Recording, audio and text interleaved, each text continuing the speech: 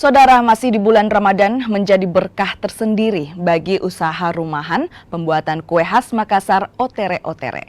Penjualan kue ini pun naik hingga mencapai 30%.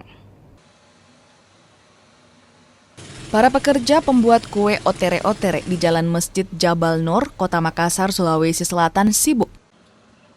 Sejak pagi mereka sudah bekerja keras membuat kue khas Makassar ini.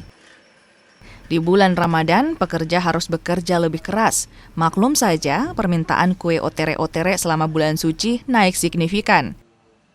Jika hari biasanya pembuatan kue otere hanya menghabiskan hingga 300 kg tepung sebagai bahan utama, namun selama Ramadan, pemilik usaha rumahan harus menambah hingga 500 kg tepung terigu. Ya, alhamdulillah. Kalau bulan Ramadan itu yang kami rasakan dari tahun ke tahun ada peningkatan.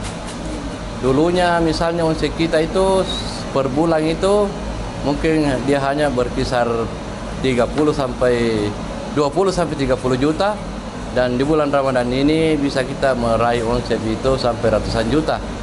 Ya, kita bisa. Kalau permintaan ini sudah banyak minta, tapi namun demikian kami ini kadang-kadang terbatas daripada produksi itu sendiri. Karena biasa permintaan meningkat, tapi namun demikian produksi kami itu ya kita juga tetap pacu diri untuk senantiasa menambah produksi. Pesanan kue otere-otere ini tidak hanya dari Makassar, tapi hingga keluar provinsi Sulawesi Selatan, bahkan hingga ke Papua. Selama Ramadan, pemilik usaha bisa meraup untung hingga ratusan juta rupiah.